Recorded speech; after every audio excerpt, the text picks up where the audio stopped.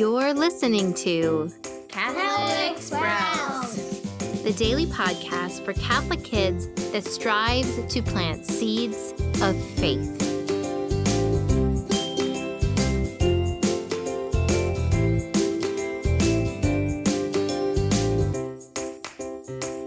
Hey there, Sprouts.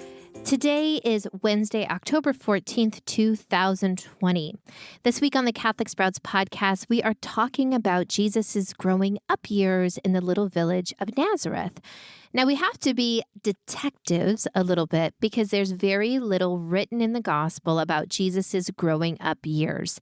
But thanks to what archaeologists have found when they dug into the dirt at Nazareth, we know what his home looked like. And also from what is written about the way that devout Jewish families lived at the time, and we know that Mary and Joseph were devout Jews, we can also piece together what Jesus' childhood most likely looked like.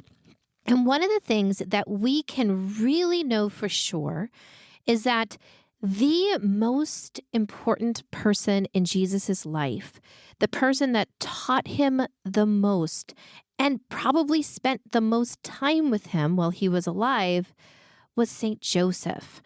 St. Joseph says very little in the gospel.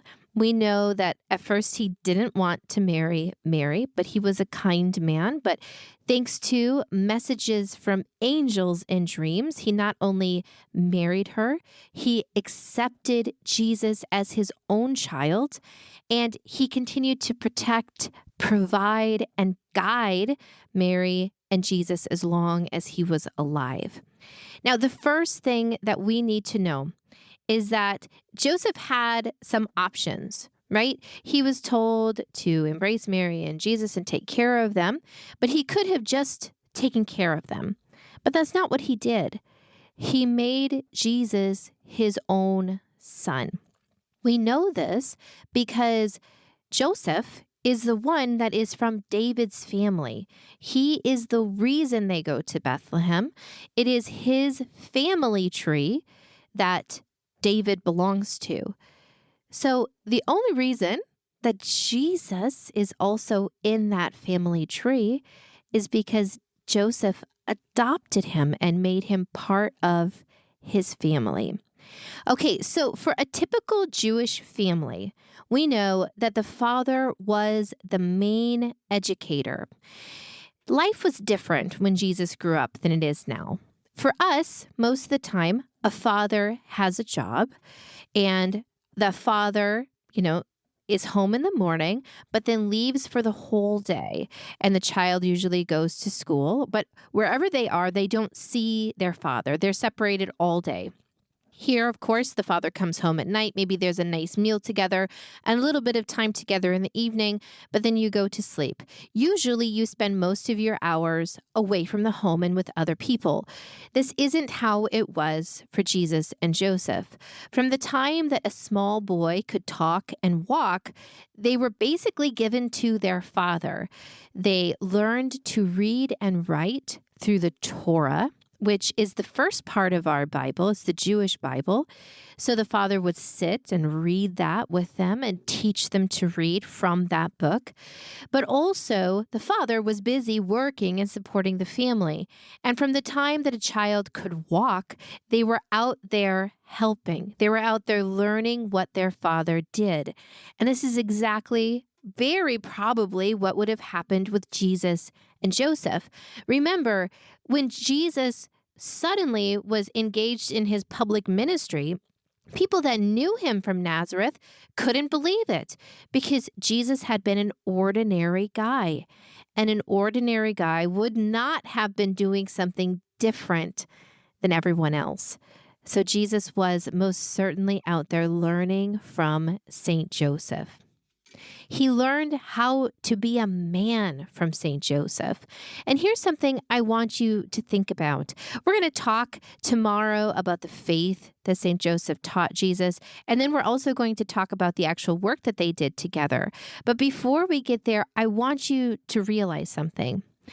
Through the incarnation, where God became man, I know that's a big word, incarnation, but Jesus became fully human. And to be fully human, he not only had to think and feel and have joy and pain, but he also had to experience all of the relationships that we experience. He was a son. He was a grandchild. He probably knew a grandparent, both grandparents. He had aunts and uncles. He had cousins he played with. He formed friendships. He was a student. He probably felt kind of some of the struggles that you feel as a student. He was a worker. He knew what it was like to be tired or stressed or to have his muscles hurt because it was a lot of work that he was asked to do. He felt all of those things. And sometimes we wonder, well, why did he have to feel all of those things? Because God loves us enough where he wanted to redeem everything that we experience, every part of what we live. He wanted to come into that and redeem it. So when you struggle with a friendship, when you struggle with your relationship with your dad or your mom, Jesus came to the world and lived that relationship too, so that God could redeem it. Now, what does this mean? It means that he gets it. It means that God understands. No matter what sort of struggle or hard thing you might be facing in your relationship, and I know sometimes relationships specifically with dads can be hard, but Jesus lived that dad relationship with Saint Joseph, a human being. God came to the world and let a human being be his father and teach him, and he was obedient to him. So Jesus gets it. Don't ever hold back and think that God won't understand what you're going through, because that's not true. And so, Sprouts, my challenge for you today is to simply pray through the intercession of Saint Joseph and pray specifically for your father. Being a dad is hard. Pray for your father and for the relationship that you have with him. That's it for Catholic Sprouts today. We'll be back tomorrow, but until then, continue to grow in your faith and truly sprout into the beautiful creation that God created you to be.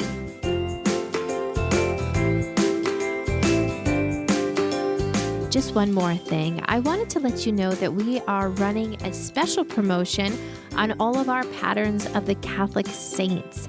We have many patterns of many saints that can be used for either cross-stitch project or my favorite, perler bead projects. So if you're interested in checking this out before the promotion ends, I encourage you to check out the link in the show notes.